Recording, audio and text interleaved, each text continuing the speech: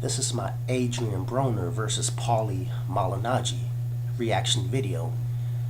I didn't do a prediction for this fight, but I thought that it was going to be an easy victory for Adrien Broner. I thought that Adrien Broner would have been well ahead on points and then stopping paulie late in the fight. But that didn't happen at all. It was actually a tough fight for Adrien Broner. And I see now that paulie has a pretty good chin. I've never really been a big fan of paulie Malignaggi. I mean, he doesn't have no power. He's got decent boxing skills, decent quickness, but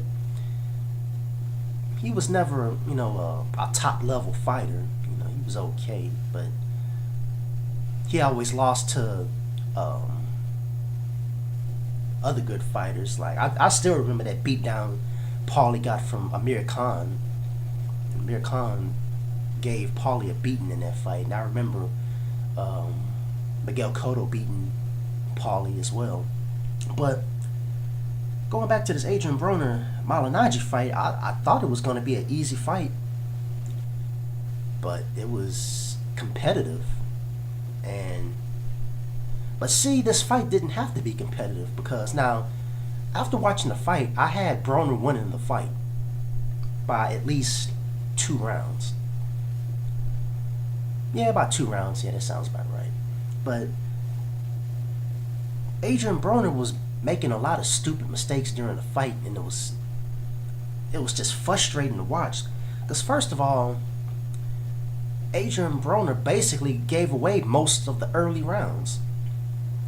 All he was doing was just being on defense. Basically, he was just letting paulie do all the work, and Adrien Broner was just sitting there blocking shots and shaking his head, saying, "No, you're not hurting me." But that's stupid, because yeah, you're blocking the shots, but you're not providing any offense, and you're basically just giving the round away. You can't score. You can't win rounds by blocking. You have to hit your opponent. You have to dominate your opponent.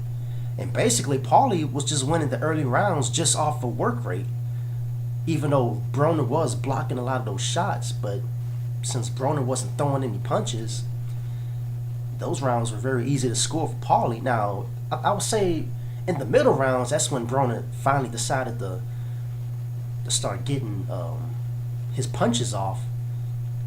And when he actually started fighting, he was doing good. He was landing good, hard shots against paulie.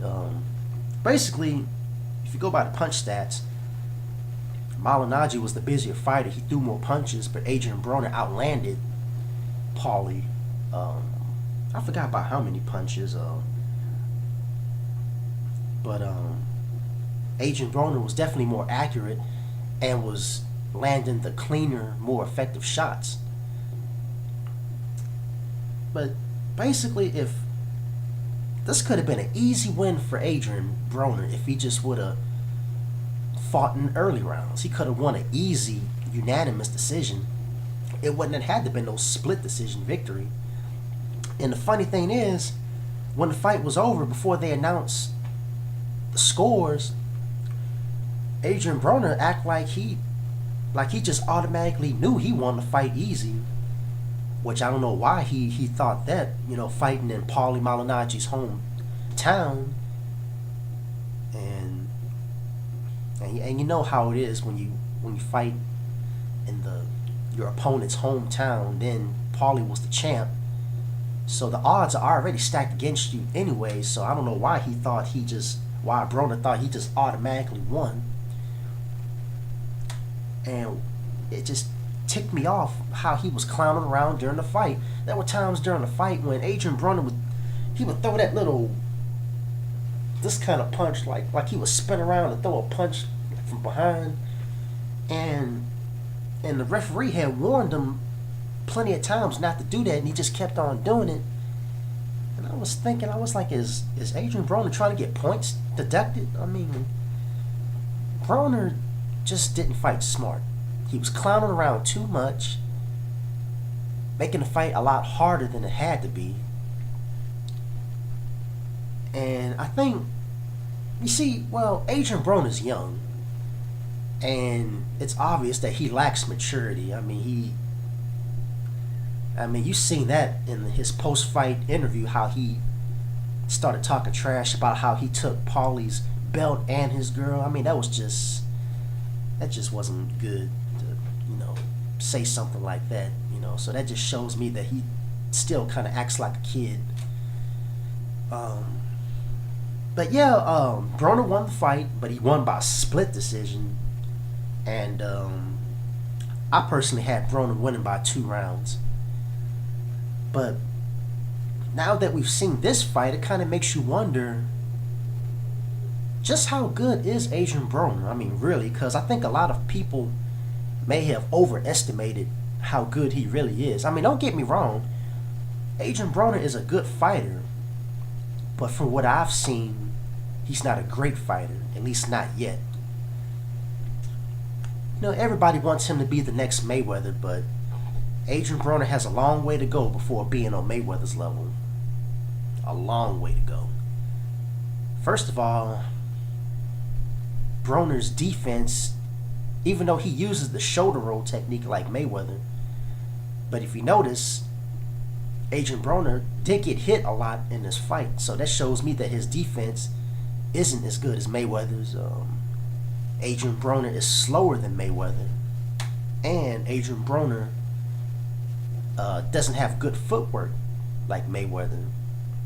So the only similarity they really have is the shoulder roll technique, and then Adrien Broner doesn't even use that technique as good as Mayweather. But basically, they're completely different fighters. The way they throw their punches is different. The way they move around the ring is different. And the strategies they use during the fight are completely different. So, I think people need to stop comparing him to Mayweather, because Adrien Broner, he's his own fighter, and Mayweather, he's his own fighter. So I think people need to stop looking at Adrien Broner like he is the next Mayweather, because he's not. Mayweather is a much, much, much better fighter than Adrien Broner. And as a matter of fact, I think if Adrien Broner was to fight... Okay, here are some of the guys I think that can beat Broner if they was to fight him. I think Lucas Matisse would beat him. I think Manny Pacquiao would beat the mess out of Adrien Broner. Marquez would probably beat Broner, and Timothy Bradley and Devin Alexander would beat Broner. Because Broner gets hit a lot. But the thing is, when he was fighting Paulie Malignaggi doesn't have no power. So even though Broner was getting hit a lot, it wasn't hurting him. But he can't afford to take those kind of punches against somebody with power. And if Broner was to fight somebody with power, I think Broner might be in some trouble. So we'll see who he fights next. I'm hoping it's... I would like to see him fight Lucas Matisse. But Lucas would have to move up to 147, not unless Broner decides to go back down and go to 140. I'd love to see him fight Timothy Bradley, but Bradley's going to fight Marquez. So Adrien Broner has a lot of options, and I can't wait to see what he does next. And that's all I got to say about that.